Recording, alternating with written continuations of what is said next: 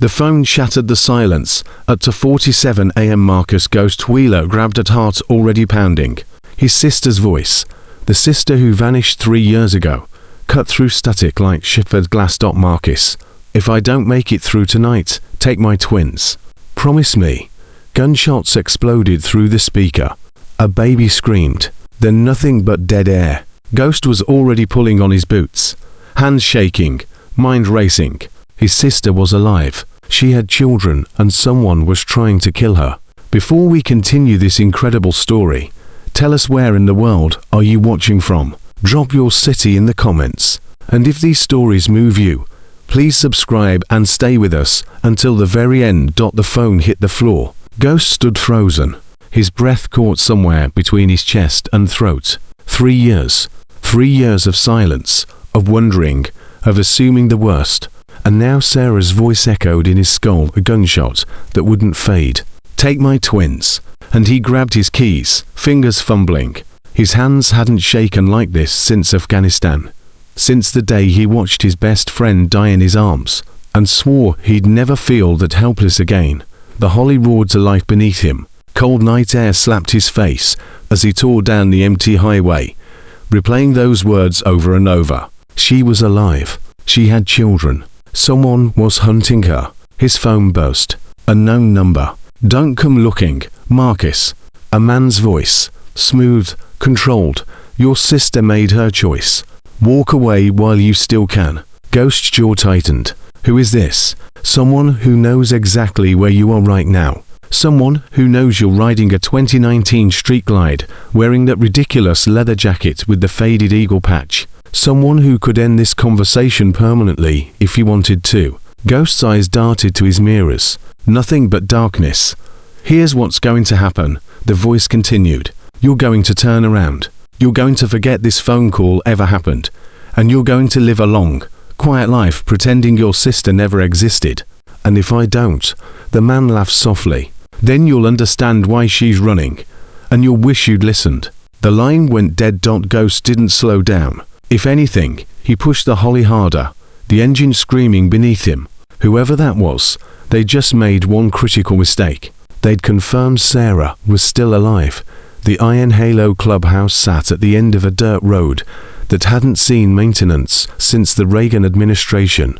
Ghost killed his engine at the gate, staring at the building he'd sworn he'd never enter again. 3 years ago, he'd walked away from the Hells Angels, walked away from his brothers, his patch, his entire identity.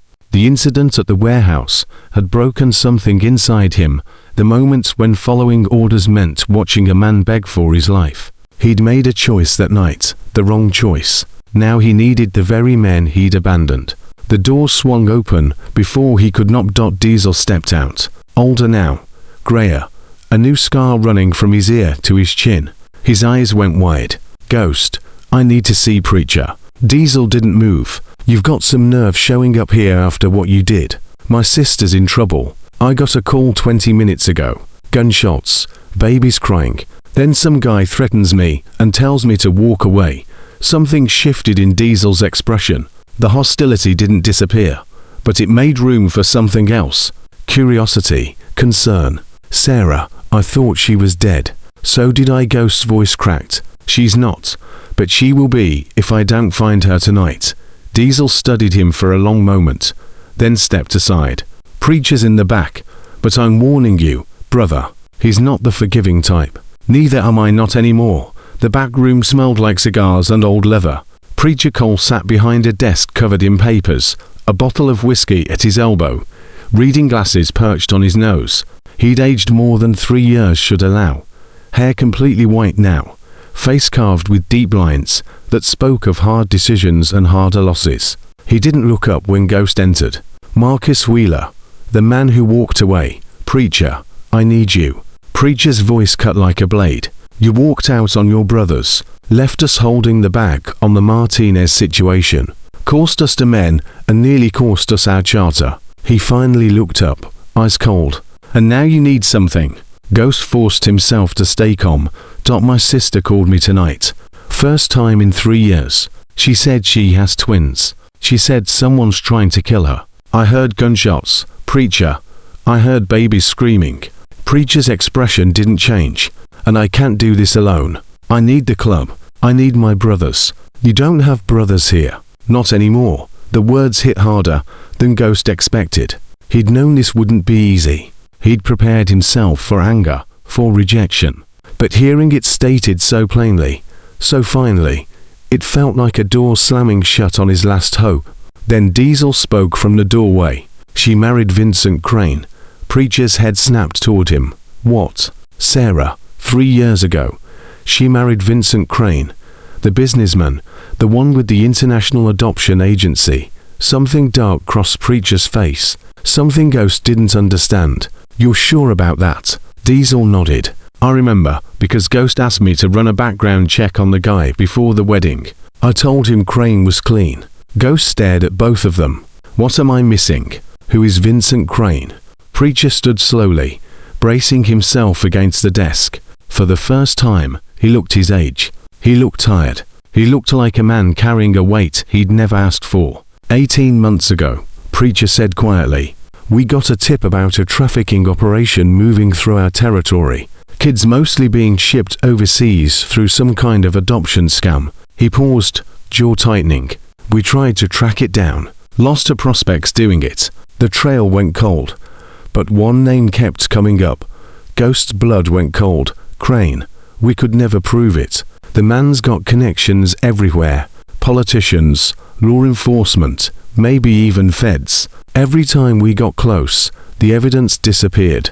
Preacher met Ghost's eyes. If your sister's mixed up with Vincent Crane and she's not running from a jealous husband, Marcus. She's running from a monster. The room fell silent. Ghost felt the floor shifting beneath him. Everything he thought he knew crumbling into something far worse. Sarah hadn't just married the wrong man. She'd married into a nightmare. Trace the call, Preacher said suddenly. All business. Worm, get in here. A skinny kid with thick glasses and a laptop bag rushed in. Ghost didn't recognize him. New blood, probably joined after he left. I need you to trace a number, Preacher continued. 20 minutes ago. Incoming call to this man's phone. Worm took Ghost's phone, fingers flying across his laptop. Give me 5 minutes. Those 5 minutes lasted forever. Ghost paced, unable to stand still. Diesel watched him with something approaching sympathy. Preacher made calls, quiet, clipped conversations with people Ghost couldn't identify. Got it. Worm announced. Call originated from a cell tower near Ashford. That's about 200 miles northeast. Rural area. Mostly farmland. But here's the thing. There was a second call made from the same tower about 10 minutes before yours to 911. Ghost's heart stopped. What did they report? Worm pulled up the dispatch record. Woman found on Highway 47. Gunshot wound. 2 infants with her. Medics transported her to, he paused, reading, St. Anthony's Regional, Ashford. Ghost was already moving toward the door. Hold on. Preacher's voice stopped him. You go there alone. You're walking into a trap. Crane knows you're coming. He'll have men waiting. I don't care. Then you're a fool and you'll die like one. Preacher grabbed his cut from the chair back, shrugging it on. Diesel, call the boys. Everyone rides tonight. Diesel hesitated. All of them. All of them. Preacher met Ghost's eyes. You walked away from us, Marcus. But Sarah's innocent. Those babies are innocent. And if Vincent Crane is involved, his jaw set. Then this is exactly the kind of fight we exist for. Ghost didn't know what to say. He'd expected to beg, to bargain, to trade whatever he had left. Instead, Preacher was mounting up like the past 3 years had never happened. Why? Ghost managed. After everything I did. Because that's what brothers do, Preacher said simply. Even the ones who forget it for a while. They rode hard through the darkness. 12 hollies cutting through the night, like thunder with a purpose. Ghost led the convoy, his mind racing faster than his engine. 200 miles. 3 hours if they pushed it. Would Sarah still be alive when they got there? His phone buzzed again. Same unknown number. He answered without slowing down. I'm not turning around. I know. The voice sounded amused now. I'm watching you right now, Marcus. You and your little biker club. Very touching. Very predictable. If you've hurt her, your sister hurt herself. She saw things she wasn't supposed to see, learned things she wasn't supposed to learn, and then she made the extraordinarily stupid decision to run. A pause. The twins were supposed to be sold 2 days ago. Very wealthy buyers in Dubai. Very specific requirements. Do you have any idea how much money your sister cost me? Ghost's vision blurred with rage. I'm going to find you. No, you're not. But here's what is going to happen. You're going to arrive at that hospital. You're going to find your sister in critical condition, if she's still breathing at all. And you're going to make a choice. What choice? The twins, Marcus. You can try to save them both. Or you can try to save your sister. But you can't do both. And while you're standing there paralyzed by your precious family loyalty, my men will be making the decision for you. The line went dead again. Ghost screamed into the wind, pushing his holly past every limit it had. Behind him, Diesel pulled alongside. What did he say? He's going to take the babies at the hospital. We have to move faster. Diesel's face hardened. He dropped back, shouting to the others. One by one, the angels accelerated, their formation tightening into a battering ram of chrome and fury.ast. Anani's Regional was a small hospital, the kind that served farming communities and highway accidents. Ghost saw the building's lights from 2 miles out, a beacon in the darkness. He also saw the black SUVs parked near the emergency entrance. 3 of them, windows tinted, engines running. There, Ghost pointed. Crane's men. Preacher assessed the situation with the calm of a man who'd seen 100 fights. Diesel, take 4 men around back. Ghost, you're with me through the front. The rest of you, those SUVs don't leave. Understand? Nods all around. They hit the parking lot like a storm. The SUV drivers reacted to slow doors opening just as angels surrounded them. Ghost didn't stop to watch. He was already through the emergency room doors. Preacher right behind him. The nurse at the front desk looked up, startled. Can I help? Sarah Wheeler, gunshot wound, brought in tonight with 2 infants. Sir, I can't just. Preacher leaned over the desk, his presence filling the room. Ma'am, there are armed men outside trying to kidnap those babies. We're the only thing standing between them and those children. Now you can help us, or you can explain to the police why you didn't. The nurse's face went pale. She checked her computer with trembling fingers. Room 217, 2nd floor. But the babies, they're in the NICU, 3rd floor. Ghost's blood went cold. Separated. They'd separated them. I'll get Sarah, he said. Preacher, I'll get the twins. Go. They split at the elevator. Ghost took the stairs 2 at a time, his boots thundering on linoleum. 2nd floor, room 217. He burst through the door and stopped. Sarah lay in the hospital bed, pale as the sheets beneath her. Tubes ran from her arms. Machines beeped with the slow rhythm of a heart barely fighting. But her eyes, God, her eyes were open. And they found his immediately. Marcus, her voice was a whisper. You came.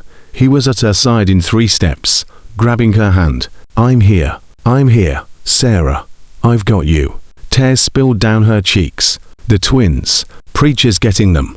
They're safe. No. She gripped his hand with surprising strength. No, they're not. You don't understand. Vincent has people everywhere, even here. Even the door opened behind them. Ghost spun, reaching for the gun he didn't have. A man in a doctor's coat stepped in. Average height, average build, completely forgettable face. Hello, Marcus. Ghost recognized the voice instantly. The phone, the threats, you. The man smiled pleasantly. Me. And before you do anything dramatic, you should know there's a man in the NICU right now with instructions to inject both babies with potassium chloride if I don't check in every 5 minutes. Ghost froze. You're lying, am I?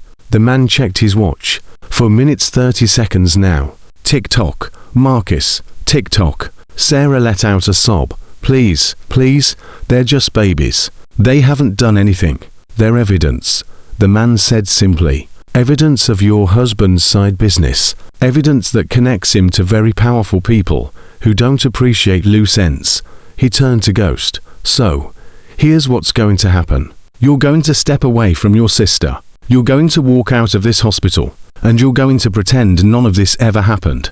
And if I do, you'll let them live. The twins will be placed with their new families as planned. Your sister will have an unfortunate complication from her surgery, and you'll wake up tomorrow with no proof any of this was real. He shrugged. It's not a perfect solution, but it's the only one I'm offering.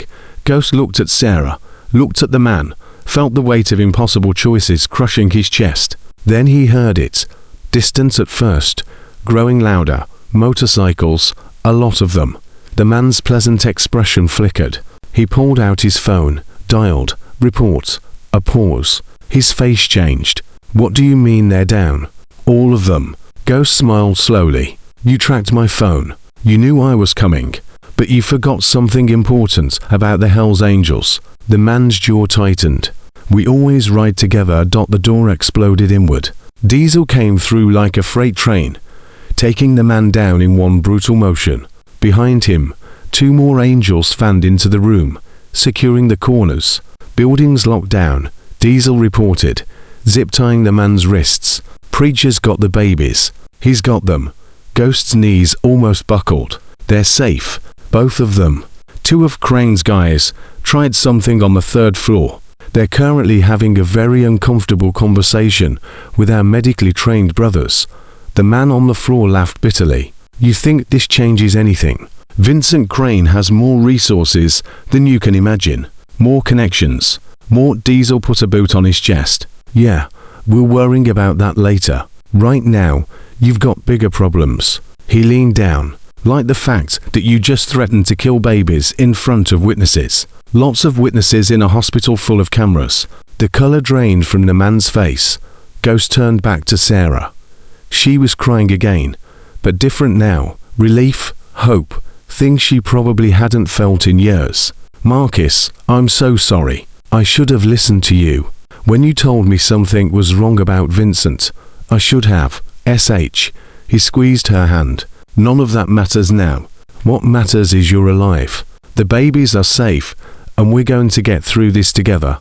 But Vincent Crane is going to answer for everything he's done. I promise you that. Ghost's voice hardened. But first, you need to tell me everything. Who else is involved? Where are they keeping the other children? Sarah's eyes went wide. How did you know about? The man on the phone said the twins were supposed to be sold. That means there are others. Kids who weren't as lucky as yours. Sarah nodded slowly. Fresh tears falling. There's a compound about 50 miles from here. Vincent took me there once when he still thought he could trust me. Her voice broke. I saw them, Marcus. I saw the children in cages, dozens of them, and I couldn't do anything. I couldn't. You can now. Ghost felt something crystallizing in his chest. Something hard and cold and absolutely certain. You're going to tell us everything. And then we're going to burn Vincent Crane's empire to the ground. Behind him, Diesel nodded grimly. Preacher's going to want to hear this. Get him and get those babies in here. Sarah needs to see them. As Diesel left, Ghost sat on the edge of his sister's bed, holding her hand like he had when they were children. When their father drank too much. When their mother cried in the kitchen. When the world seemed too big and to crawl for 2 kids from nowhere. I thought I lost you, he whispered. You almost did. Sarah's fingers tightened around his. Every day for 3 years, I thought about calling you. But Vincent, he made me believe things. Made me believe you wouldn't understand. That you'd judge me for staying. I would never. I know that now. I should have known it then. She looked at him with eyes that had seen too much. He's evil, Marcus. Not like in movies. Not dramatic or obvious. Just cold, empty. He talks about those children like they're products. Inventory. Numbers on a spreadsheet. The door opened. Preacher walked in carrying 2 small bundles, wrapped in hospital blankets. His weathered face had softened in a way Ghost had never seen before. Someone wants to meet their uncle, he said quietly. He placed the twins in Sarah's arms. She gasped, clutching them close, tears streaming freely now. The babies stirred, making small sounds that filled the room with something like hope. Ghost looked at them. to tiny faces, to tiny futures. Lives that had almost been sold to the highest bidder before they'd even learned to speak. "What are their names?" he asked. Sarah smiled through her tears. "I never got to name them." Vincent had already. She stopped, her expression changing. "But he doesn't get to decide anything anymore, does he?" "No, he does and single quotes dot Sarah looked at her children for a long moment. "Hope," she said finally, touching the first baby's cheek. "And Maya." Ghost felt something shift inside him, something he thought he'd lost a long time ago. "Hope and Maya," he repeated. "I like it." Preacher cleared his throat. "Hate to interrupt the moment, but we need to move. Crane's going to know something went wrong. If he's as connected as we think, he'll have law enforcement here within the hour." "We can't move Sarah," Ghost said. "She's too hurt." "Then we fortify this room, and we start making calls." Preacher's eyes hardened. "I know people who've been looking for a way to take Crane down 4 years. If Sarah's willing to talk, if she can point us toward that compound, I'll talk," Sarah said immediately. "I'll tell you everything. Every name, every location, every beer I can remember." Her voice steadied. "I spent 3 years too afraid to speak. I'm not afraid anymore." Ghost looked at his sister. This woman who'd survived things he couldn't imagine, who'd run through the night with 2 newborns in her arms, who'd made one desperate phone call hoping against hope that her brother would answer. "Then let's begin," he said, "because we've got a lot of work to do." And Vincent Crane's clock is ticking. Outside the window, the first grey light of dawn crept across the horizon. A new day was coming, and with it, a reckoning. Sarah's voice was steady now, even as her hands trembled around the twins. "Vincent never let me see the full operation, but I know it starts with the adoption agency. Bright Horizons International. Sounds beautiful, doesn't it?" Ghost sat forward. "Keep going. Couples apply to adopt. Desperate people. They pay $50, $60,000, sometimes more." Sarah paused, swallowing hard. "But only about half those children actually go to families. The rest goes somewhere else." Preacher exchanged a look with Diesel. "Where?" "Overseas buyers, private auctions, men with too much money," and her voice cracked. I can't say it." "You don't have to," Ghost said softly. "We understand." "No," Sarah's eyes flashed. "You need to understand. You need to know exactly what kind of monster you're dealing with." She took a shaky breath. "I found the records 6 months ago. Vincent's real books. Over 200 children in 5 years. Shipped to 12 different countries. Sold like furniture." The room went silent. Even the machines seemed to hold their breath. Diesel spoke first. "How did he get the kids?" "Different ways. Some were legitimate orphans from overseas. Some were taken from hospitals. Birth mothers who were told their babies died." Sarah looked at her twins. "That's what was supposed to happen to Hope and Maha. I was scheduled for a C-section. Vincent arranged for them to be declared stillborn. I'd wake up empty, and he'd tell me how sorry he was." Ghost felt sick. "How did you find out?" "I heard him on the phone 3 days before my due date. He was confirming the pickup, talking about specifications, hair color, eye color." Tears spilled down her cheeks. "He was selling my children, Marcus, our children, and he sounded so casual about it." "So you ran?" "I didn't have a choice. I grabbed what I could, took his spare keys, and drove until I couldn't anymore." She laughed bitterly. "I made it 200 miles before I went into labor on the side of the highway. Called 911 from a gas station. Thought I was safe. His men found you anyway. They always find you. Vincent has people everywhere. Police, hospitals, government offices." Sarah's grip tightened on the babies. "That's why I called you. Because you're the only person in the world he doesn't own." The door opened. Worm rushed in, laptop clutched to his chest. "We've got a problem." Preacher turned. "What kind?" "I've been monitoring local communications. Sheriff's Department just dispatched 6 units to this hospital.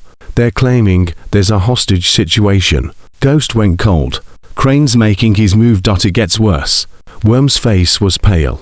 "I intercepted a call between the sheriff and someone at the state level. They're talking about federal involvement, claiming we're domestic terrorists holding civilians at gunpoint. Diesel swore. That son of a... He's rewriting the story, Preacher said grimly, making us the villains. By tomorrow, every news station in the country will be reporting that the Hells Angels took over a hospital. Can we fight them? Ghost asked. 6 cruisers, maybe. But if the feds get involved, Preacher shook his head. We'll be dead or in prison before we can prove anything. Sarah struggled to sit up. There's another way. Everyone turned to her. Vincent's accountant, Daniel Reeves. He handles all the real books, all the offshore accounts. He knows everything. She winced, pressing a hand to her wound. And he hates Vincent almost as much as I do. Ghost leaned closer. Why? Because Vincent killed his daughter. The words landed like bombs. Even Preacher looked shaken. 3 years ago, Sarah continued. Daniel's daughter was 15. She found out what her father did for a living. Threatened to go to the police. Vincent made it look like a suicide. Her voice dropped. Daniel knows it was murder. He's been waiting for a chance to bring Vincent down ever since. Where is he now? Vincent keeps him close. Too valuable to let out of sight. Sarah met Ghost's eyes. But I know how to reach him. I know the protocols. If we can get a message to Daniel, he'll give us everything we need. Worm looked up from his laptop. Sheriff's units are 5 minutes out. Preacher made his decision instantly. We split up. Ghost, you stay with Sarah and the twins. Diesel, take half the boys and create a distraction. Lead the cops away from the hospital. And you, Ghost asked. I'm going to find Daniel Reeves. Preacher's jaw set. If this accountant has what we need, we're getting it tonight. Diesel was already moving toward the door. What kind of distraction are we talking? Preacher almost smiled. The loud kind. Make some noise. Break some things. Just don't hurt anyone who doesn't deserve it. My specialty. The angels dispersed with practiced efficiency. Within minutes, half of them had disappeared into the night. Ghost found himself alone with Sarah, Worm, and 2 men guarding the door. How do you reach Daniel? Ghost asked. Sarah's eyes were closing. Exhaustion finally winning. There's a website hidden in plain sight. You post a message using a specific phrase and he responds within an hour. What's the phrase? Looking for vintage motorcycle parts. 1973 shovel head. She managed a weak smile. Vincent never suspected, because it sounded so ordinary. Ghost nodded to Worm. Do it. The young man's fingers flew across the keyboard. Posted. Now we wait. Outside. Sirens wailed. Getting closer. Then chaos. The roar of motorcycles, shouting, the screech of tires. Diesel's distraction had begun. Ghost watched from the window as angels peeled out of the parking lot. Sheriff's cruisers giving chase. The noise faded into the distance, leaving the hospital eerily quiet. They bought us time, Worm said. Maybe an hour before backup arrives. Then we use every minute. Sarah was asleep now. The twins nestled against her. Ghost studied their faces, so small, so innocent, so completely unaware of the danger surrounding them. He'd failed his sister once. He wouldn't fail her again. His phone buzzed. Unknown number. He answered wearily. Mr. Wheeler. A different voice this time. Older, tired. I understand you're looking for motorcycle parts. Ghost's heart jumped. Daniel, I don't have much time. Vincent is becoming suspicious. He knows Sarah escaped. Knows someone helped her. A pause. He's sending a cleanup crew to the hospital. Not police, his own men. They're already on their way. 20 minutes, maybe less. Ghost signaled to his men. We need to move. Listen to me carefully, Daniel said. I have everything. Transaction records, beer lists, locations of current inventory. Enough to put Vincent away for 100 lifetimes. But I can't just hand it over. Why not? Because if Vincent suspects I've turned, he'll kill my wife, my son, everyone I have left. Daniel's voice cracked. I need assurances, protection, a guarantee that my family survives this. Ghost thought fast. Where are you now? Vincent's estate, the main compound, the same place they're keeping the children. Silence. Then yes. Here's what we're going to do. You're going to help us get into that compound. We're going to rescue those children. And when it's over, I personally guarantee that your family walks away free. The Hell's Angels protect their own, Daniel. And tonight you're one of us. Another long pause. Ghost could hear the man's ragged breathing, the weight of impossible choices.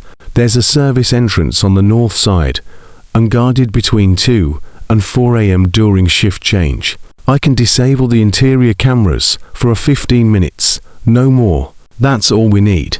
One more thing. Daniel's voice hardened. Vincent isn't at the compound tonight. He's flying back from New York. He'll land around 3 a.m. Ghost smiled grimly. Perfect timing. Mr. Wheeler, Marcus, please don't let this be for nothing. It won't be. You have my word. The line went dead. Ghost turned to find Worm staring at him. Did I just hear what I think I heard? You heard the beginning of the end for Vincent Crane. Ghost moved to Sarah's bedside, gently shaking her awake. Sarah, we have to move. Her eyes fluttered open. What's happening? Crane's sending men. We need to get you somewhere safe. Where? Ghost looked at his remaining brothers, at the twins sleeping peacefully, at his sister, who'd survived 3 years of hell. Somewhere they'll never look. They moved through the hospital's basement level, avoiding the main corridors. Worm had tapped into the security system, guiding them through blind spots. Sarah walked slowly, Ghost supporting her weight, one of the angels carrying the twins. There's a maintenance tunnel, Worm whispered, leads to a building across the street. Old storage facility. Anyone there? Abandoned since 2019. Perfect. They emerged into cold night air, crossing quickly to the darkened building. Inside, Ghost found a relatively clean corner, spreading blankets they'd grabbed from the hospital. Sarah sank down, reaching for her babies. I can't believe this is happening. It's happening, Ghost said. And it's going to be over soon. How can you be sure? He knelt beside her. Because Daniel's going to give us everything we need. Because Preacher's already coordinating with people who've wanted Crane gone 4 years. And because tomorrow morning, when the sun comes up, your children are going to wake up in a world where nobody's trying to sell them. Tears rolled down Sarah's cheeks. I used to dream about that in the beginning. When I first realized what Vincent was, I used to dream about my babies being free. Dreams come true sometimes. Ghost squeezed her hand. Hold on to that. His phone buzzed. Preacher, we've got Daniel's files. All of them. This is bigger than we thought. Ghost, we're talking senators, judges, CEOs, some of the biggest names in the country. How long before we can move on the compound? I'm coordinating with Agent Reyes at the FBI, the honest part of the FBI anyway. She's been building a case for 2 years. With Daniel's evidence, Preacher exhaled. We can hit them tonight. What about the children? Sarah said there were dozens at the compound. We're going to need more than just us. Ghost thought of Diesel out there somewhere, leading cops on a wild chase. Thought of the men guarding his sister. Thought of all the brothers who'd answered the call without hesitation. How many can you get? Every angel in 3 states. If I make the right calls, then make them. There's something else. Preacher's voice dropped. Daniel told me about the auction. Ghost's blood chilled. What auction? Tomorrow night. 47 children sold to the highest bidders. International buyers flying in from Europe, Asia, the Middle East. Preacher paused. If we don't hit that compound tonight, those kids disappear forever. Ghost looked at Sarah, at Hope and Maya, sleeping in her arms. 47 children. 47 families destroyed. 47 lives sold to monsters. We hit them tonight. Rafe's bringing reinforcements from Nevada. Diesel should be clear of the cops within the hour. We rally at the old sawmill, 2 miles south of Crane's property. Preacher's voice hardened. This ends now, Ghost. One way or another. One way or another. Ghost hung up, his mind already racing through scenarios. Sarah watched him with frightened eyes. You're going after them. I have too, I know. She reached out, touching his face. I know you do. Just come back, please. Those babies need their uncle. Ghost looked at Hope and Maya. So small, so fragile, their whole lives ahead of them. I'll come back, he said. I promise. He left him in with Sarah. Instructions clear. Protect them with your lives. Then he was on his holly, riding hard toward the sawmill, toward the fight that had been building since that phone call shattered his night. The compound was massive. Even from 2 miles away, Ghost could see the lights glowing against the darkness. Preacher had gathered nearly 40 angels, their bikes lined up like an army preparing for war. Daniel's intel checks out, Preacher said, spreading a hand-drawn map across a truck hood. Main building here. That's where they keep the children. Guard stations here, here, and here. Service entrance on the north side. Just like he said. Ghost studied the layout. How many men? 30, maybe 40. Well armed, well trained. These aren't street thugs. Crane hires ex-military. So do we. Preacher nodded grimly. We go in hard and fast. 2 teams. First team secures the children.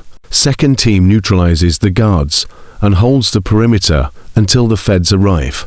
When did they get here? 30 minutes after we breach. Agent Reyes needs us to confirm the children are there before she can move. Bureaucracy. Preacher spat the word like a curse. Diesel rode up, covered in dust. Sorry I'm late. Had to lose 3 county sheriffs and a very angry helicopter. Ghost almost smiled. Glad you could make it. Wouldn't miss this for the world.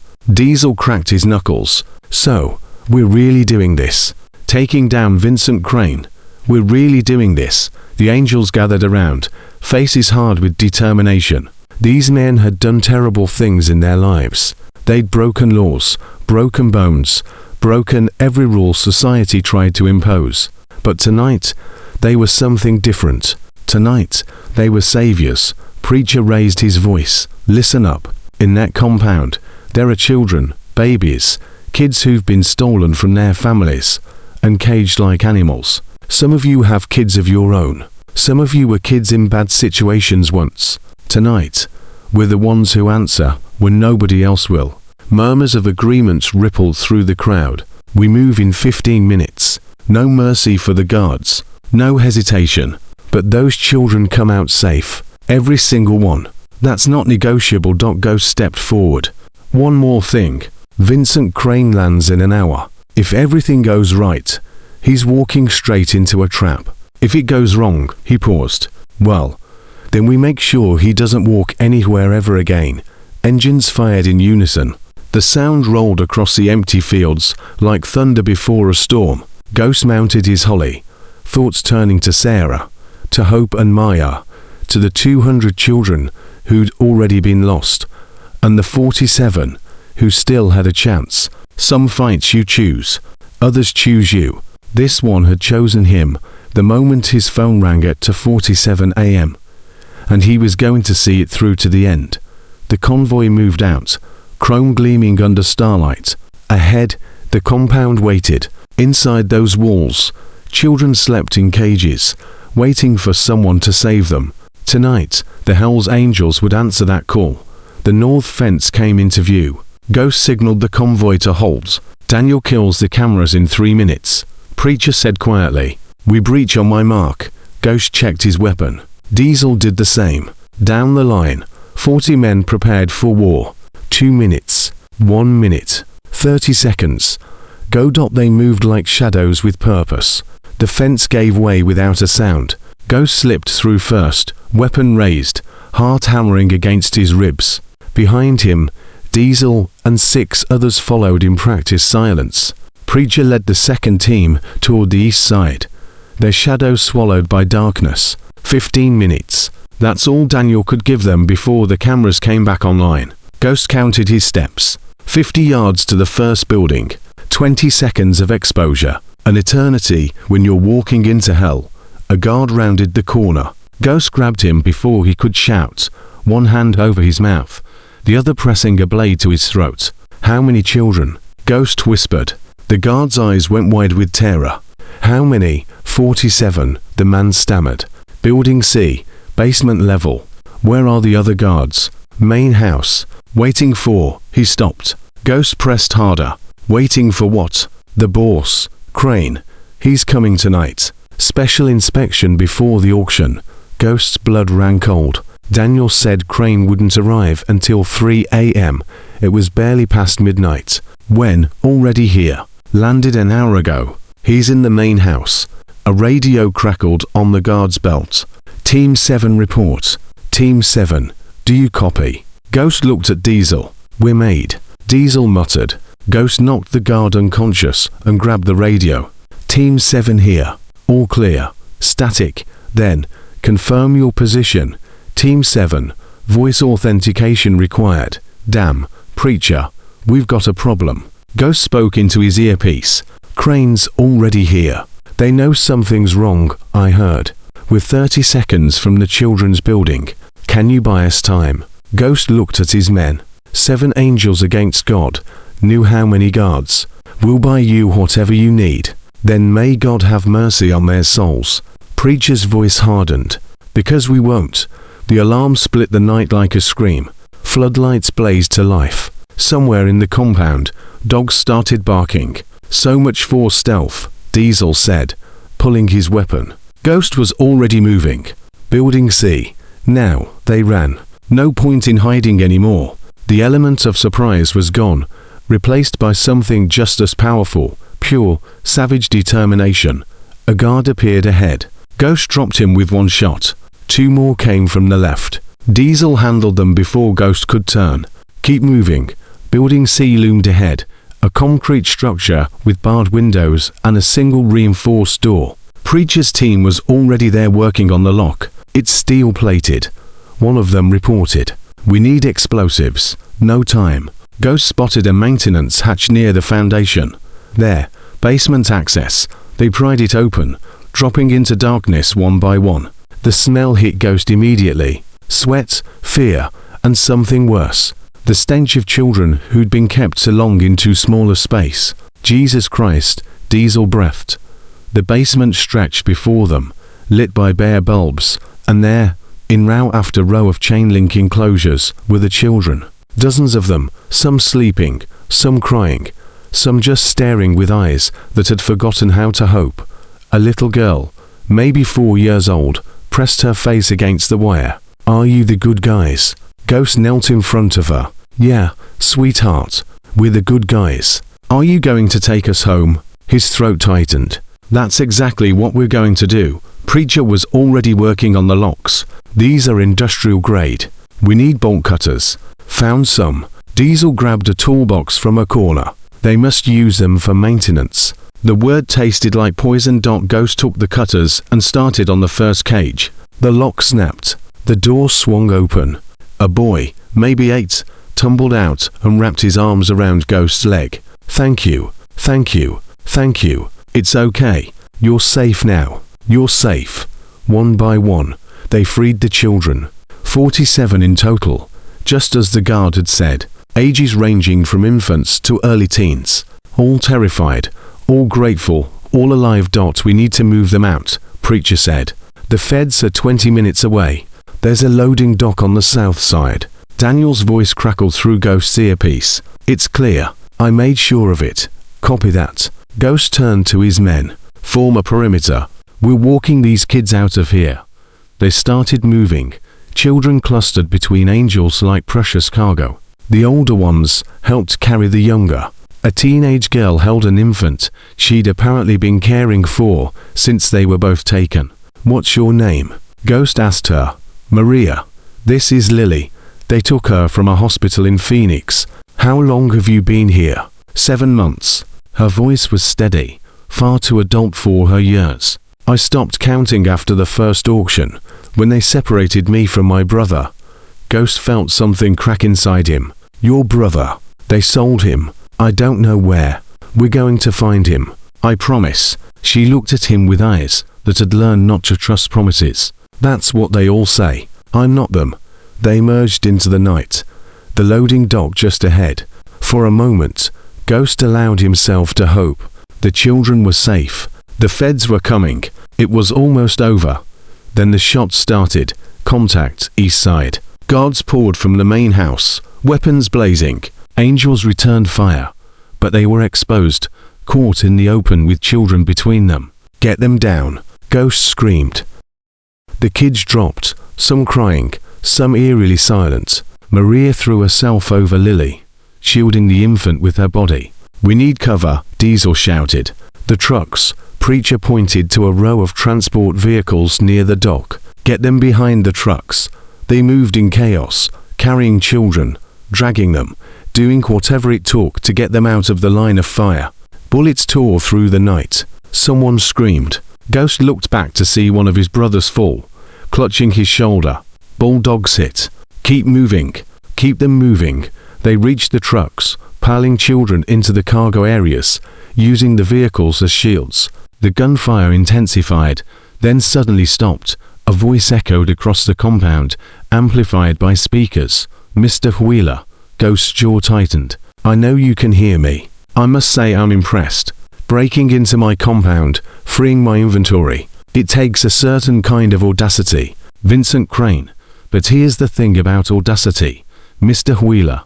It only works when you have an exit strategy. Ghost peered around the truck. The guards had formed a perimeter around the dock, cutting off every escape route. You have something that belongs to me. Crane continued. Those children represent significant investments. My clients are expecting delivery tomorrow. I don't like disappointing clients. Your clients can go to hell. Ghost shouted back. And you can lead the way. A cold laugh. Still so defiant. I wonder if your sister was this stubborn when my men caught up with her. Ghost's blood froze. Oh, didn't I mention? I know exactly where she is.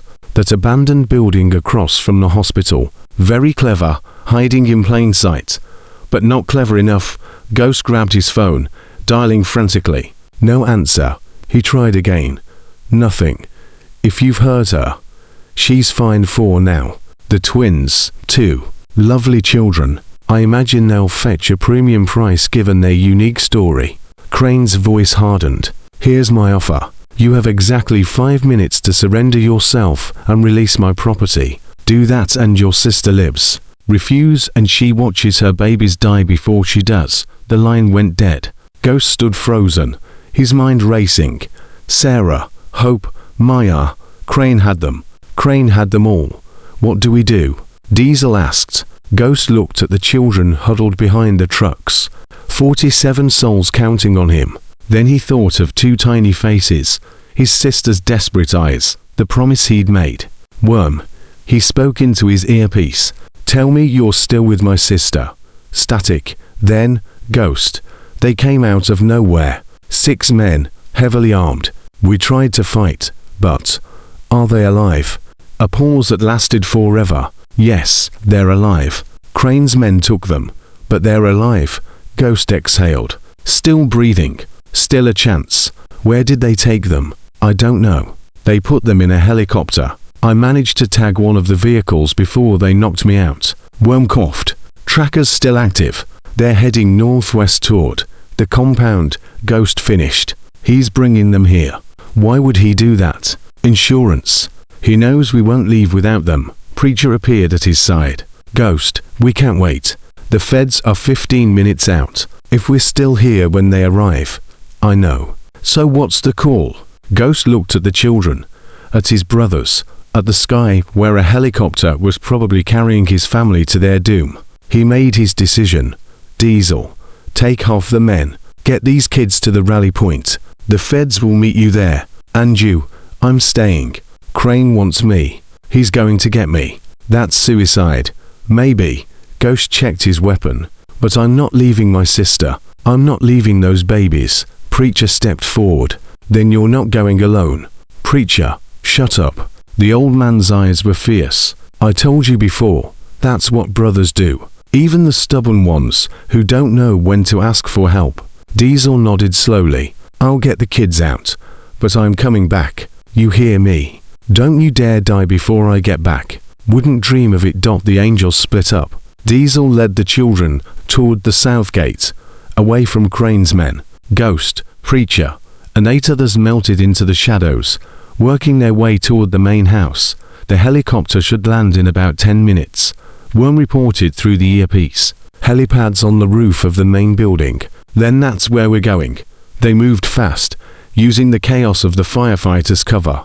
Crane's guards were focused on the loading dock, unaware that their real threat was circling behind them. Ghost reached the service entrance Daniel had mentioned. The door was unlocked, just as promised. Daniel, He whispered into his earpiece. Where's Crane now? Third floor, conference room. He's got 6 men with him. Plus 2 on the roof, waiting for the chopper. Can you get us up there undetected? Service stairs in the northwest corner. They lead directly to the 3rd floor. But Ghost? Yeah, my family. They're in the east wing. My wife, my son, please. We'll get them. I promise. I've heard promises before. Not from me. They climbed the stairs in silence, each step bringing them closer to the confrontation that would decide everything. Ghost's mind raced through scenarios, possibilities, outcomes.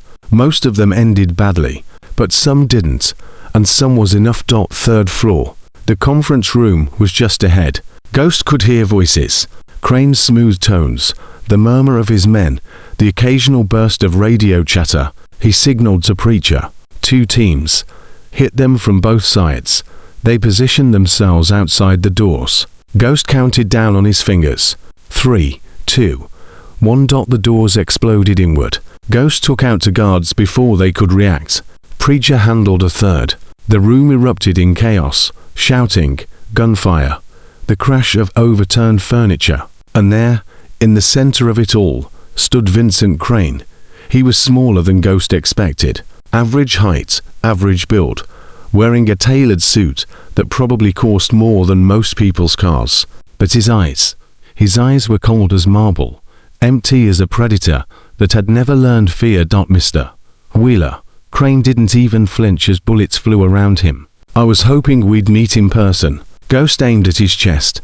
Where's my sister? On her way. She'd be landing any moment now. Crane smiled. You know, I could have killed her 3 years ago, when she first started snooping around, asking questions. But I saw potential. A woman that stubborn, that determined. I knew she'd be useful someday. You used her. I married her. There's a difference. The smile widened. Well, perhaps not much of one. The helicopter sound grew louder. Close now. Almost there. Here's what's going to happen. Crane continued. My men will bring Sarah and the twins to this room. You'll watch as I demonstrate the consequences of defiance.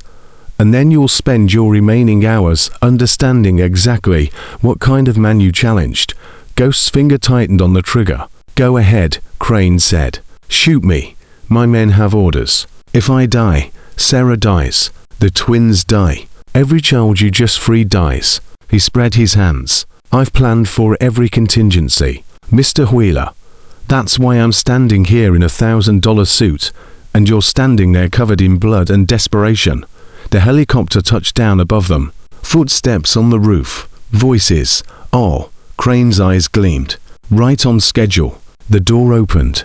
2 guards entered, dragging Sarah between them. She was barely conscious. Blood on her temple, her hospital gown torn. Behind them, another guard carried the twins, 1 in each arm, crying softly. Marcus, Sarah whimpered. I'm sorry. I'm so sorry. Ghost's gun never wavered. Let them go. I don't think that's so. Crane took the twins from his guard, holding them with casual indifference. Such beautiful children. I really am sorry it's come to this. They would have brought excellent prices. If you hurt them, you'll what? Kill me. Crane laughed. We've covered that. Try again. Ghost's mind raced. There had to be something, some angle, some way out of this nightmare. Then he saw it. Daniel Reeves standing in the corner, a gun in his shaking hands. Their eyes met, and in that moment, Ghost understood. You're right, Ghost said slowly, lowering his weapon. You've won. I can't stop you. Crane's eyebrows rose. A sensible conclusion. But there's something you forgot. Oh, you forgot about the man who's been waiting 3 years to kill you. Crane turned, confusion flickering across his face. He saw Daniel, saw the gun. Daniel, what are you? This is for Rebecca. Daniel's voice was steady.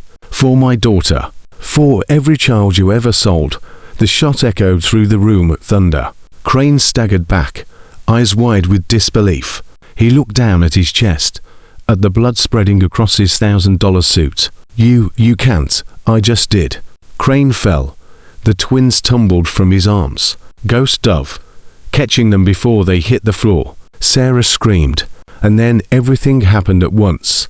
Crane's guards opened fire on Daniel. Ghost's men returned fire on the guards. Bodies fell. Glass shattered. Somewhere in the chaos, Preacher took a bullet to the leg, but kept fighting. Ghost shielded the twins with his body. Crawling towards Sarah.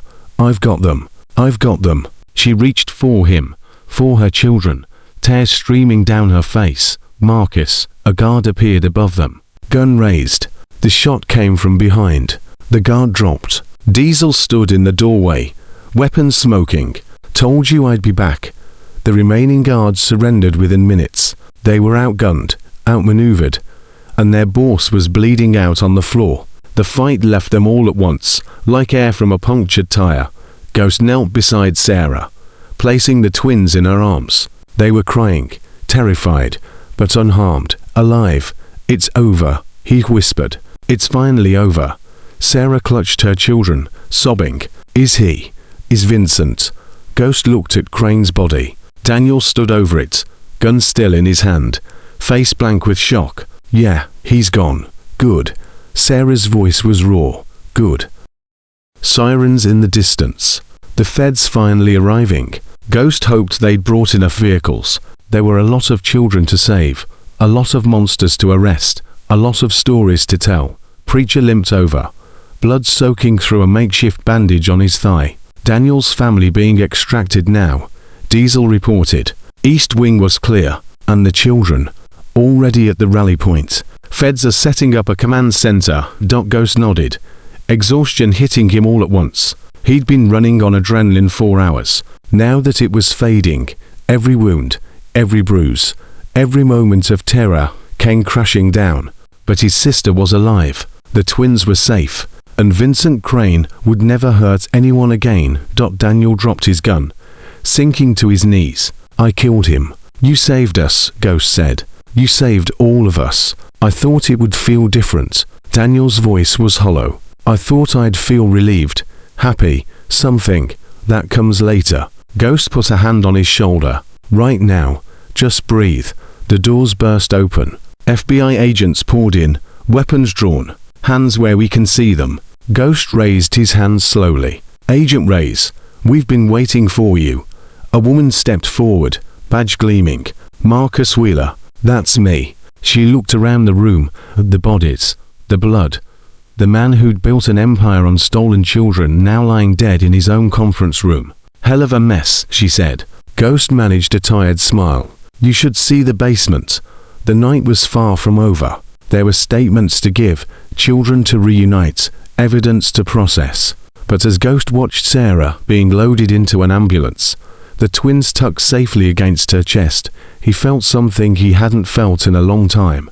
Hope. Not the name of a baby, though that too. Real hope. The kind that made tomorrow seem worth fighting for. His phone buzzed. A text from a number he didn't recognize. "Thank you for everything, Daniel." Ghost typed back a simple reply. "Thank you for pulling the trigger." He pocketed the phone and walked toward his brothers. There was still work to do. There was always more work to do. But tonight they'd won. And sometimes that was enough. The hospital room was quiet except for the steady beeping of monitors. Sarah slept with the twins nestled against her, their tiny chests rising and falling in perfect rhythm. Ghost sat in the corner watching them, unable to close his eyes. 3 days had passed since the raid. 3 days of interviews, statements, evidence reviews. 3 days of watching FBI agents catalog the horrors Vincent Crane had built over 5 years. 47 children rescued, 12 mothers freed from captivity, over 200 names in Crane's files, children already sold, scattered across the globe like leaves in a storm. And it still wasn't over. Agent Reyes knocked softly before entering. She looked as exhausted as Ghost felt, dark circles under her eyes, coffee stains on her sleeve. "We have a problem," she said. Ghost didn't move. "When don't we?" "Crane's network is bigger than we thought. The files Daniel gave us, they implicate people at every level. Senators, judges, Fortune 500 executives." She paused. "And at least to people in my own agency." Ghost finally looked at her. "FBI agents, deputy directors. They've been protecting Crane for years, burying investigations, destroying evidence." Reyes' jaw tightened. The moment I submitted my initial report, they started moving. Witnesses are disappearing. Documents are being lost. Someone leaked the names of our informants. Daniel's safe for now. We moved him and his family to a secure location. She sat down heavily. But it's not enough. These people, they're not going to let this go public. They have too much to lose. Ghost stood, every muscle protesting. What do you need? I need someone who can't be bought. Someone who isn't afraid of powerful enemies. She met his eyes. I need the Hells Angels. Ghost almost laughed. You want outlaws to protect your investigation. I want people who actually give a damn about those children. People who've already proven they'll fight for them. Reyes leaned forward. In 48 hours, I'm presenting evidence to a federal grand jury. If that evidence survives, Crane's entire network goes down. Politicians, businessmen, the people in my agency who covered for him, all of them. And if it doesn't survive, then everything we did was for nothing. The children we saved will be the last. The network will rebuild, more careful this time, more hidden. Her voice cracked, and in 5 years, we'll be having this conversation about the next Vincent Crane. Ghost thought of Hope and Maya, sleeping peacefully. Thought of Maria, the teenage girl who'd protected baby Lily for 7 months in captivity. Thought of all the children still missing, still lost, still waiting for someone to find them. What exactly do you need us to do? Reyes handed him a folder. There are 3 key witnesses scheduled to testify. Without them, my case falls apart. I need you to keep them alive until they reach that courtroom. Ghost opened the folder. 3 names, 3 photographs, 3 targets. Daniel Reeves is the first. Reyes continued. He's got the financial records, the offshore accounts, the money trail. Without him, we can't prove the scope of the operation. Ghost nodded. Who else? Elena Martinez. She's a nurse who worked at a hospital connected to Crane's network. She documented everything. Falsified death certificates. Babies declared dead during delivery. Mothers who asked too many questions. She's been hiding for 2 years. And the third? Reyes hesitated. The third is the most important and the most dangerous. Ghost waited. Senator Richard Walsh. The name hit like a physical blow. Walsh was one of the most powerful men in Washington, chairman of the Judiciary Committee, rumored to be positioning for a presidential run. Walsh was one of Crane's clients, Reyes said quietly. He didn't just look the other way. He participated. We have records of 3 separate purchases. Ghost felt sick. He bought children. And when he found out we had evidence, he panicked, reached out through back channels. He's willing to testify against everyone else in exchange for immunity. You're letting him walk. I'm letting him talk. Reyes' eyes hardened. His testimony brings down 12 senators, 4 federal judges, and the 2 FBI deputies who've been sabotaging my investigation. Sometimes you have to let a wolf live to catch the rest of the pack. Ghost understood. He didn't like it, but he understood. When do we start? Now. Reyes stood. Daniel's safe house was compromised this morning. Someone tried to breach the perimeter. My team drove them off, but it was close. Where is he? I'll send you the coordinates. But Ghost, she grabbed his arm. These people play for keeps. They've already killed to protect themselves. They won't hesitate to kill again. Ghost looked at Sarah, still sleeping, the twins safe in her arms. Neither will I. He found Preacher in the hospital cafeteria, leg wrapped in bandages, crutch leaning against the table. Diesel sat across from him, inhaling a plate of eggs. We've got work, Ghost said. Preacher looked up. I figured. You've got that look. What look? The one that says someone's about to have a very bad day. Ghost sat down and explained everything. The witnesses, the grand jury, the powerful people who wanted it all to disappear. Diesel whistled. Senator Walsh, the guy who's always on TV talking about family values. The same, and he bought kids. 3 that we know of. Diesel pushed his plate away, appetite gone. What kind of world are we living in? The kind where monsters wear suits and give speeches. Preacher's voice was grim. What's the plan? We split into 3 teams. Each team takes a witness. We keep them alive until they testify. And if someone tries to stop us, Ghost's eyes went cold. They won't try twice. Daniel Reeves was being held in a cabin 40 miles north of the city. Ghost took Diesel and 4 others, riding hard through the morning mist. The coordinates led them to a narrow dirt road that wound through dense forest. They found the cabin surrounded by federal agents, or what looked like federal agents. Something felt wrong. Hold up. Ghost raised his fist, stopping the convoy. Diesel pulled alongside. What is it? Count the vehicles. Diesel squinted. 6. So, Reyes said she had a 4-man team protecting Daniel. Why are there 6 vehicles? The answer came in gunfire. One of the agents near the cabin suddenly turned, firing on his colleagues. Two went down before anyone could react. It's a hit. Ghost gunned his engine. Move. They roared toward the cabin, weapons drawn. The fake agents turned to face them, surprised by the sudden assault. Ghost took out the first one with a clean shot. Diesel handled the second, but more were coming from the trees. A second team, hidden until now. They planned an ambush, Diesel shouted. Keep them busy. I'm getting Daniel. Ghost crashed through the cabin door, finding chaos inside. Daniel was on the floor, hands over his head. A dead agent beside him. Get up. We're leaving. They killed them. They killed everyone. Not everyone. Move. Ghost dragged Daniel toward the back door. Bullets splintering wood around them. Outside.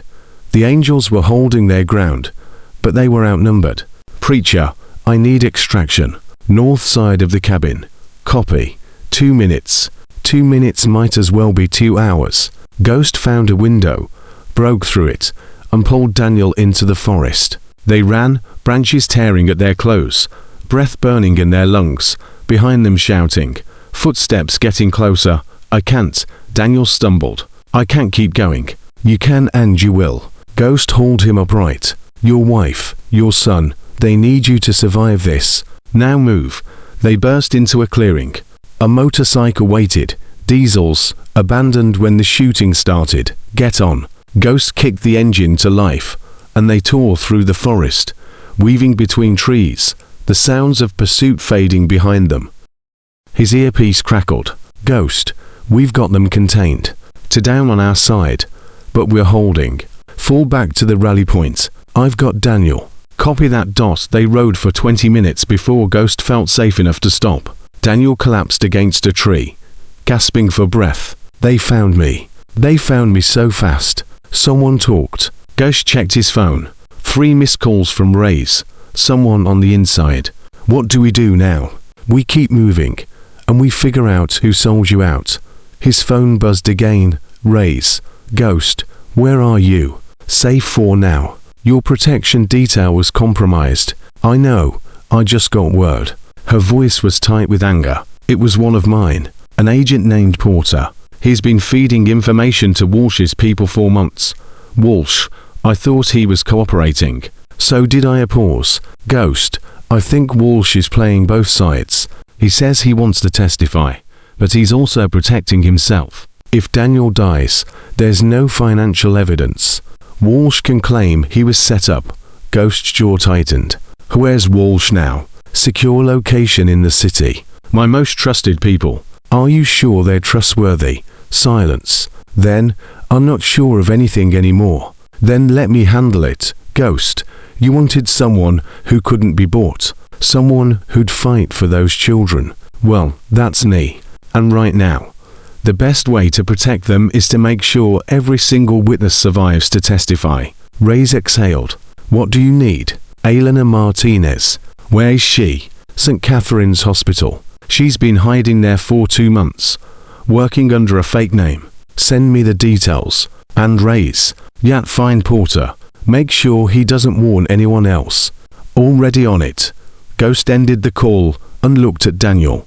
The accountant was pale, shaking, but there was steel in his eyes that hadn't been there before. I heard what you said. About Walsh. Yan, I knew him. Met him twice at Crane's estate. Daniel's voice hardened. He wasn't just a client. He was a partner. He helped Crane make connections. Introduced him to people in government. Can you prove it? Yes. I have records of wire transfers from Walsh's accounts to Crane's offshore holdings. Millions of dollars. Daniel looked Ghost in the eye. If I testify, Walsh goes down too. No immunity deal will save him. Ghost smiled grimly. Then we better make sure you live long enough to talk. They rendezvoused with the angels at an abandoned gas station. 3 dead, 2 wounded. But Daniel was safe. Small victories in a war that kept getting bigger. Preacher was furious. We lost good men today. For what? For the truth. Ghost helped Daniel into a vehicle. For justice. Justice doesn't bring back the dead. No, but it stops more people from dying. Ghost met Preacher's eyes. Those kids in the compound. They're alive because we fought. The kids who will never be taken because Crane's network is falling apart. They'll live normal lives because we didn't give up. Preacher's anger faded, replaced by something like resignation. You always did know how to make a speech. I learned from you. A tired smile crossed the old man's face. Fair enough. What's next? Elena Martinez. She's at St. Catherine's Hospital. Then let's go get her. They split up again. Ghost took half the team toward the hospital. Diesel stayed with Daniel, moving him to a new safe house. Preacher coordinated from a distance, his wounded leg keeping him off the front lines. St. Catherine's was a sprawling medical complex, the kind where people went to get lost. Ghost found Elena in the pediatric ward, wearing scrubs and a name tag that said Maria Santos. She saw him coming and bolted. Ghost caught her in a supply closet, her eyes wild with terror. Elena, I'm not here to hurt you. That's what they all say. Agent Ray sent me. You're scheduled to testify before a grand jury. I know. Why do you think I'm hiding? They found Daniel this morning. Tried to kill him. Elena's face went white. Is he alive? Because we got there first. Ghost released her slowly. The same people will come for you. Maybe today. Maybe tomorrow. But they're coming. I can't do this. I can't.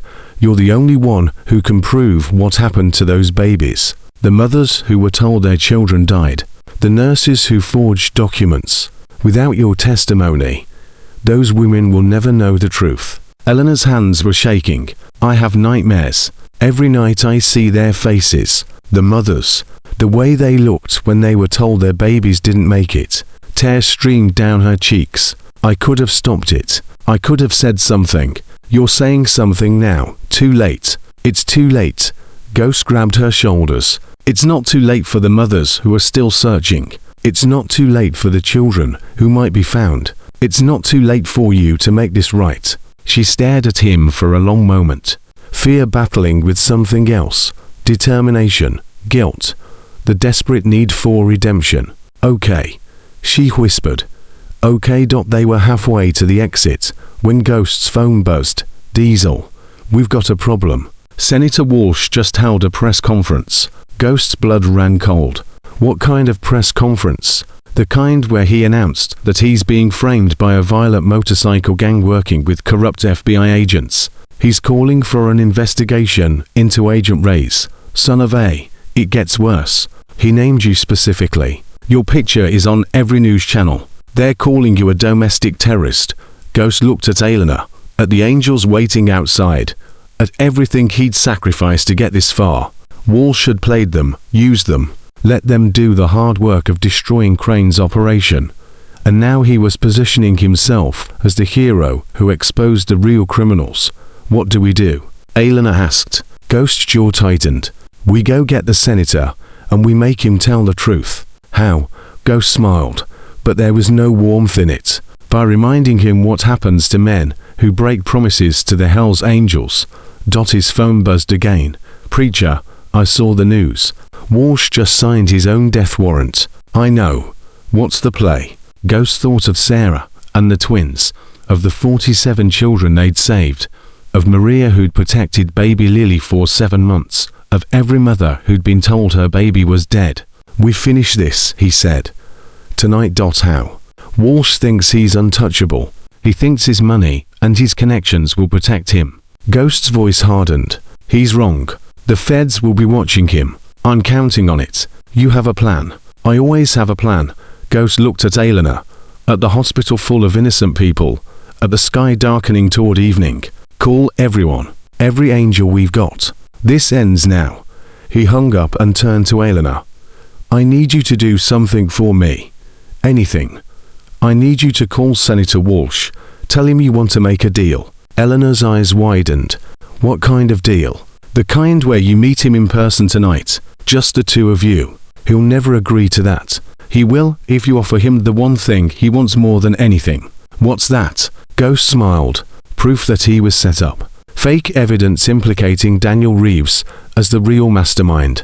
Walsh gets to be the hero, the innocent victim of a vast conspiracy. But that's a lie. Walsh doesn't know that. And by the time he figures it out, it'll be too late. Eleanor stared at him. You're going to trap him. I'm going to give him exactly what he deserves. The call took 5 minutes. Eleanor's hands shook the entire time, but her voice was steady. Walsh agreed to meet her at his private office, alone, at midnight. He bought it, she said, hanging up. Of course he did. Men like Walsh always think they're smarter than everyone else. Ghost checked his weapon. That's why they always lose. The Angels gathered at an abandoned warehouse on the outskirts of the city. 43 men and women, the largest force they'd assembled since the raid on Crane's compound. Ghost stood before them, feeling the weight of what he was about to ask. Most of you know why we're here. Senator Richard Walsh just declared war on us. He's trying to destroy everything we've built, everything we've fought for. He thinks he can buy his way out of justice. Murmurs of anger rippled through the crowd. Tonight, we prove him wrong. Not with violence, not with threats, with truth. Ghost held up his phone. Daniel Reeves has agreed to release all of his evidence to every major news outlet simultaneously. Financial records, wire transfers, photographs, everything that proves Walsh wasn't a victim. He was a customer. What about Eleanor? Someone asked. Eleanor is going to wear a wire into her meeting with Walsh. Every word he says will be recorded. And when he admits what he did, and he will, that recording goes straight to Agent Reyes and the grand jury. Preacher spoke up. And if Walsh doesn't admit anything, he will. Ghost's eyes were cold. Because men like Walsh can't resist bragging, can't resist explaining how clever they are. Eleanor is going to give him an audience, and he's going to tell her everything. And our role, we make sure nothing goes wrong. We surround that building, and we ensure that Walsh's people can't interfere. No violence, unless absolutely necessary. But if they come for Eleanor, they'll wish they hadn't. Diesel finished. Ghost nodded.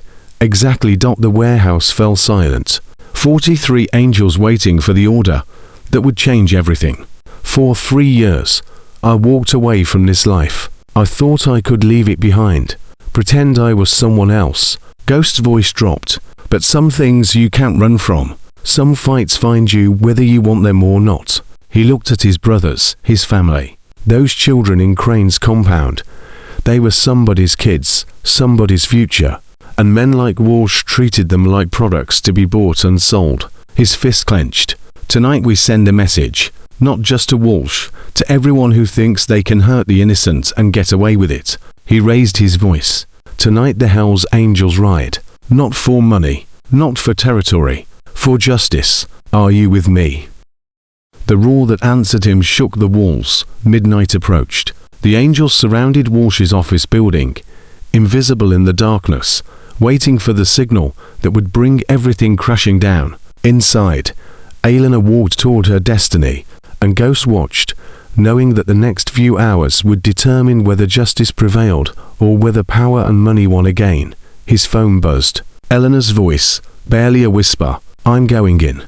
We've got you every step of the way. Ghost, yeah. Thank you for believing I could do this. You're stronger than you know. Eleanor. Now go show Walsh what real courage looks like. The line went silent. Ghost waited, and the night held its breath. Eleanor's heels clicked against marble as she walked toward Walsh's private office. Her heart hammered so loud. She was certain the wire taped to her chest would pick up every terrified beat. You're doing great. Ghost's voice whispered through the tiny earpiece hidden beneath her hair. Just breathe. She breathed in, out. The door opened before she could knock. Senator Richard Walsh stood there in shirt sleeves, his television smile firmly in place, looking exactly like the man who gave speeches about protecting America's children. Eleanor, thank you for coming. Thank you for seeing me, Senator. He gestured her inside, closing the door behind them. Elena noticed immediately. No guards, no assistants.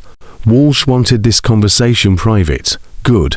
That's exactly what they were counting on. Please sit. Walsh moved to a bar cart, pouring 2 glasses of whiskey. I must admit, your call surprised me. After everything that's happened, I assumed you'd be running in the opposite direction. I'm tired of running. Elena accepted the glass, but didn't drink. I'm tired of hiding. I just want this to be over. Walsh studied her with cold, calculating eyes. And you think I can help with that? I think we can help each other. Interesting. He sat across from her, swirling his whiskey. Tell me more. Elena launched into the script Ghost had prepared. The fake evidence. The frame job on Daniel Reeves. The promise that Walsh could emerge from this scandal just clean, but heroic. Walsh listened without interruption, his expression giving nothing away. When she finished, he smiled. That's a lovely story, Elena. Very creative. He set down his glass. But we both know it's complete fiction. Eleanor's blood ran cold. I don't understand. You're wearing a wire. Walsh stood, walking toward her slowly. Did you really think I wouldn't check? I've been doing this for 30 years. I know when someone's trying to trap me. Ghost's voice crackled in her ear. Stay calm. We're coming. The building's surrounded by your biker friends. Walsh continued. I know that, too. 43 of them by my count. Very impressive. Very predictable. Elena stood, backing toward the door. I should go. I don't think that's so. Walsh pressed a button on his desk. You see, I've been planning for this moment. Ever since Vincent Crane died, I knew someone would try to bring me down. I've taken precautions. The door burst open. 4 men entered, armed and professional. Not hired muscle, military contractors. These gentlemen work for a private security firm.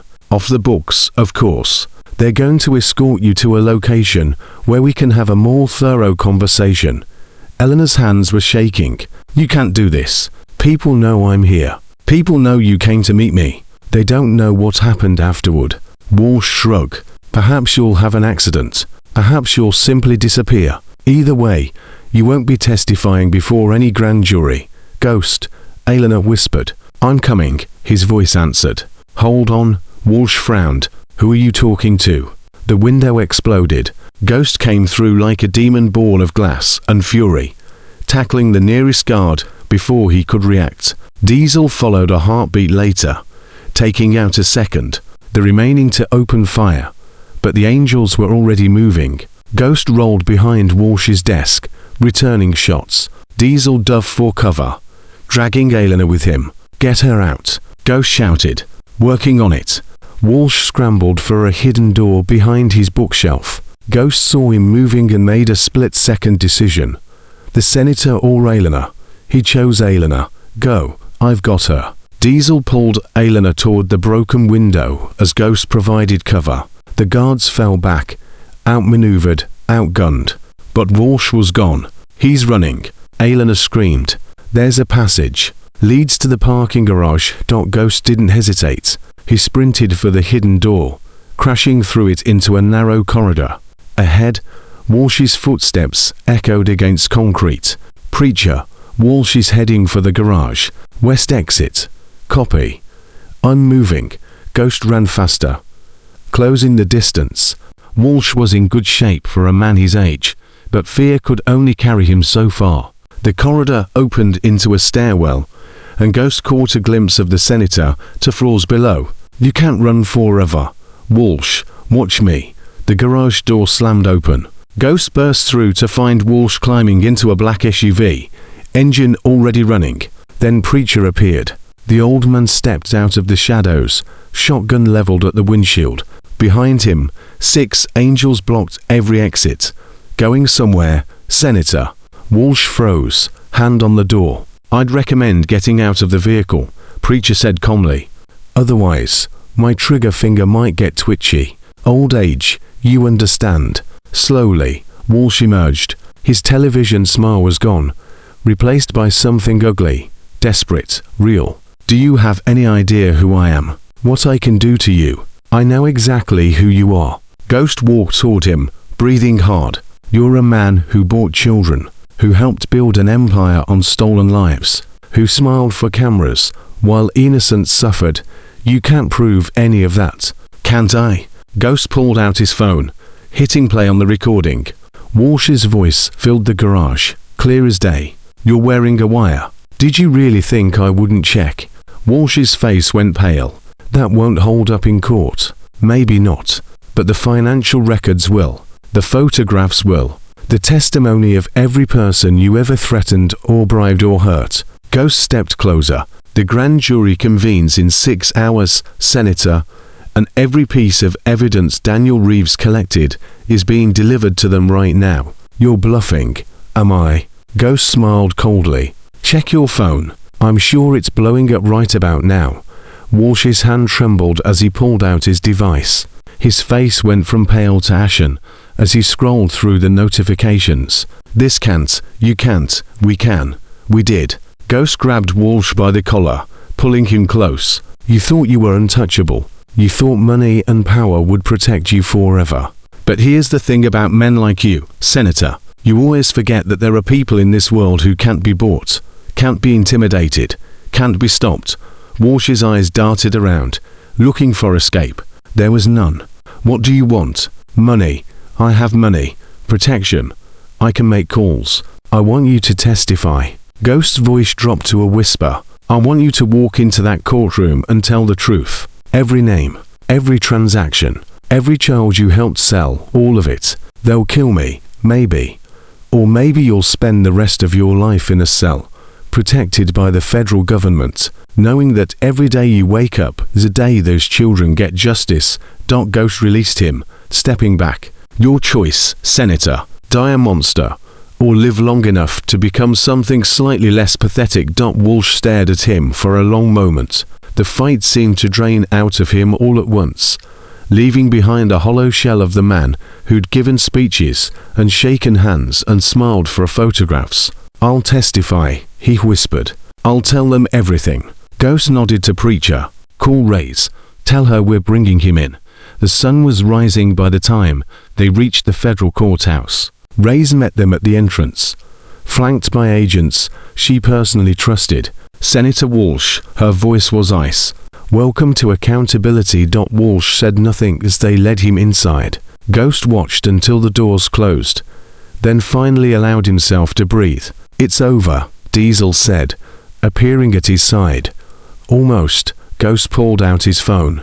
There's one more thing I need to do, he dialed. Sarah answered on the first ring. Marcus, is it done? It's done. Walsh is testifying. Ray's has everything she needs. Sarah's sob came through the speaker, raw and relieved. The twins are awake. They're looking at me with your eyes, Marcus, like they know something important just happened. Maybe they do. When are you coming home? Home? The word hit Ghost like a punch to the chest. He'd spent 3 years running from that word, from everything it meant. Soon, he said. I promise. I'll hold you to that. He hung up as Preacher limped over, leaning heavily on his crutch. Hell of a night. Hell of a week. Hell of a life. Preacher chuckled, then winced. I'm getting too old for this. Ghost, you saved Walsh from escaping. That's not bad for a man your age. Don't remind me of my age. The old man's eyes softened. What are you going to do now? Ghost looked at the courthouse, at the angels gathered around their bikes, at the sky turning pink and gold with morning light. I don't know, he admitted. For the first time in my life, I don't have a plan. Maybe that's not a bad thing. Preacher put a hand on his shoulder. Sometimes the best roads are the ones you don't see coming. The grand jury proceedings lasted 3 days. Walsh testified for 14 hours, naming names, providing details, destroying careers and lives with every word. Daniel's financial records corroborated everything. Eleanor's documentation filled in the gaps. When it was over, 47 indictments had been issued. 12 senators, 4 federal judges, 2 FBI deputy directors, countless businessmen and associates. The largest takedown of political corruption in American history. And at the center of it all, A story that began with one phone call to 47A.M. Ghost visited Maria at the children's shelter 2 weeks later.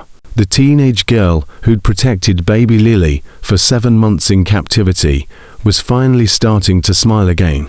"They found my brother," she said, tears streaming down her face. "The FBI tracked him through the records. He's in Germany.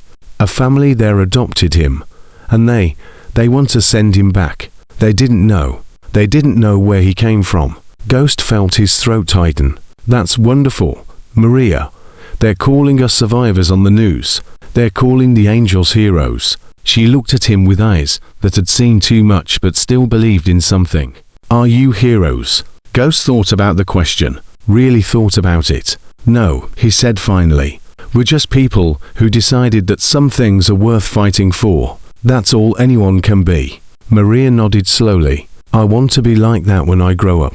I want to fight for people who can't fight for themselves." "You already are." Ghost squeezed her hand. "You already are." The Iron Halo was packed that night. Angels from 5 states had gathered to celebrate, if you could call it that. They'd lost 7 brothers in the past 2 weeks, 7 men who would never ride again. Ghost stood at the bar nursing a beer he didn't really want, watching his family laugh and argue and remember. Diesel slid onto the stool beside him. "You okay?" "Yeah, just thinking." Dangerous habit. Ghost almost smiled. "I used to believe that walking away was the answer. That if I just put enough distance between myself and this life, I could become someone else. And now I realize that you can't run from who you are. You can only decide what to do with it." Ghost took a long drink. "I spent 3 years pretending I wasn't a Hell's Angel, but when Sarah called, when those children needed help, this is what I am. This is what I was always meant to be." Diesel nodded slowly. "So, you're staying?" "Yeah, I'm staying." "Good." Diesel grinned. "Because Preacher's officially retiring. Says his leg's never going to be the same. And the club needs new leadership." Ghost turned to stare at him. "You're joking." "Do I look like I'm joking?"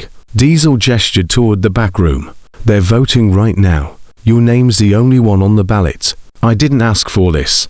That's exactly why you're the right choice." Before Ghost could respond, the door to the back room opened. Preacher emerged, supported by 2 younger members, his face wearing an expression Ghost couldn't read. Marcus Wheeler. Preacher's voice carried across the suddenly quiet bar. "The Iron Halo chapter of the Hells Angels has voted unanimously. Do you accept the position of president?" Ghost looked around the room, at faces he'd known for years, at men and women who'd followed him into hell and back, at a family he tried to abandon and couldn't. "I do." A cheer erupted, shaking the walls. Hands slapped his back. Bottles clinked. For one moment, the weight of everything they'd been through lifted, replaced by something simpler, brotherhood. Preacher made his way to Ghost's side, pulling the president's patch from his own jacket. "This belonged to my father," the old man said quietly, "and his father before him. It's been in our family for 3 generations. I can't take this." "You're not taking it. You're earning it." Preacher pressed the patch into Ghost's hands. "I've watched a lot of men lead this club. Most of them were good. A few were great. But you," he smiled, "you're something else entirely, Marcus. You're the kind of leader who makes men want to be better than they are." Ghost stared at the patch, feeling its weight like a promise. "I don't know if I deserve this. None of us do. That's not the point." Preacher gripped his shoulder. "The point is what you do with it. The point is who you protect, what you fight for, what you're willing to sacrifice." His eyes glistened. "Make me proud, son. Make all of us proud." Ghost nodded, unable to speak. Outside, he could hear more motorcycles arriving. News had spread. The angels were gathering from across the country to honor their fallen and celebrate their victory. But for Ghost, the celebration felt distant. His mind was already turning toward what came next. Sarah was waiting for him at the small house he'd built behind the Iron Halo. She sat on the porch, the twins asleep in a bassinet beside her, watching the stars emerge one by one. He sat down next to her, silent for a long moment. "I saw the news," she said finally. "President of the Hells Angels. That's quite a promotion." I didn't ask for it. The best leaders never do. She reached for his hand. Are you happy? Ghost considered the question. Happy. Such a simple word for such a complicated feeling. I don't know if happy is the right word, he said slowly. But I feel whole. For the first time in a long time. I feel like I'm exactly where I'm supposed to be. Sarah leaned her head against his shoulder. I'm sorry for everything. For disappearing. For not trusting you. Don't. Ghost squeezed her hand. You survived. That's all that matters. I keep having nightmares about Vincent. About what could have happened to the girls. The nightmares will fade eventually. And until they do, I'll be here. She looked at him, eyes shimmering in the darkness. How did you know that night, when I called? How did you know to answer? I didn't. The phone rang and I picked it up. That's all. But you came. You came without knowing what you were walking into. Ghost thought about that moment. The phone shattering the silence. His sister's voice after 3 years of nothing. The gunshots. The baby's cry. You're my family, Sarah. You and the twins. When family calls, you answer. No matter what. Hope stirred in the bassinet, letting out a small cry. Sarah reached down, lifting her daughter, cradling her close. She looks like you, Ghost said. God, I hope not. Sarah laughed softly. One Marcus Wheeler in this world is enough. 2. Ghost corrected, nodding toward Maya. You've got to now. Sarah smiled. The first real smile he'd seen from her since this all began. I guess I do. They sat together as the night deepened, the sounds of celebration drifting from the bar, the twins sleeping peacefully between them. Ghost thought about everything that had led to this moment, the phone call, the raid, the chase, the reckoning, and he thought about what came next. I'm going to find them, he said quietly. Sarah looked at him. Find who? The children who are still missing. The 200 that Crane sold before we stopped him. Ghost's jaw tightened. Maria's brother was found. That means others can be found, too. That could take years. Then it takes years. You'd do that. Spend your life tracking down lost children. Ghost looked at Hope and Maya. Sleeping without fear for the first time since they were born. Some fights choose you, he said. This one chose me the moment you called. And I'm not walking away until it's finished. Sarah was silent for a long moment. When she spoke, her voice was steady. Then I'm helping. I know Crane's network better than anyone. I know how he operated, who he worked with, where he sent the children. She met his eyes. You gave me my life back, Marcus. Let me use it for something that matters. Ghost smiled slowly. Partners. Partners. The word hung in the air between them. A promise and a beginning. A year later, Ghost stood before a crowd of reporters, cameras flashing, microphones thrust toward his face. Behind him, a banner read, Hope Foundation, fighting child trafficking one life at a time. Today marks the 1-year anniversary of the Crane takedown, he said, his voice carrying across the room. In that time, we've located and reunited 37 children with their families. 37 children who were told they'd never see their parents again. Applause rippled through the crowd. But our work isn't finished. There are still over 160 children out there, taken by Crane's network, sold to buyers across the globe. We will find them, every single one, no matter how long it takes. A reporter raised her hand. Mr. Wheeler, how does it feel to go from outlaw biker to founder of a major charity? Ghost smiled. I was never an outlaw. I was just a man who believed that some things are worth fighting for. The patch doesn't make the man. The cause does. And what would you say to people who still see the Hells Angels as criminals? Ghost looked into the camera, knowing millions were watching. I'd say this. 47 children are alive today because men in leather jackets rode through the night to save them. 12 corrupt politicians are in prison because we wouldn't be bought or intimidated. And 160 more children still have hope because we refuse to give up. He paused, letting the words land. So call us what you want. We know who we are. We know what we fight for. And we're not going anywhere. The press conference ended, but Ghost lingered, watching the crowd disperse. Diesel appeared at his side, grinning. Not bad for a motorcycle mechanic. Not bad at all. Sarah emerged from behind the stage, Hope and Maya toddling beside her, their hands clasped in hers. The twins were walking now, talking in broken sentences, laughing at everything and nothing. "Daddy Ghost," Maya squealed, running toward him. He caught her, swinging her up onto his shoulders. The name had stuck, something Sarah started as a joke that the twins refused to let go. "How'd I do?" he asked Sarah. "You did good." She kissed his cheek. "You always do." Preacher watched from the back of the room, his crutch replaced now by a simple cane. He caught Ghost's eye and nodded once. Pride, approval, passing of the torch. Ghost nodded back.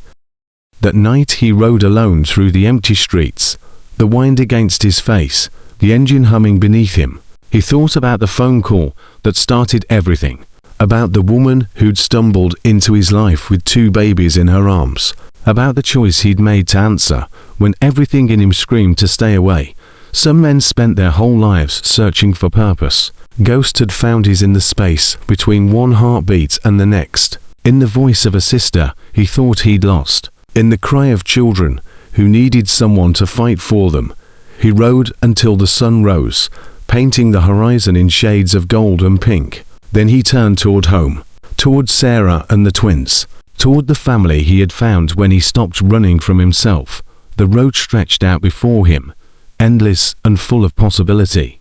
There would be more battles to fight, more children to save, more demons to face. But for now, in this moment, Ghost allowed himself something he hadn't felt in years: peace, not the absence of conflict, but the presence of purpose, the knowledge that whatever came next, he would face it with brothers at his back and love in his heart.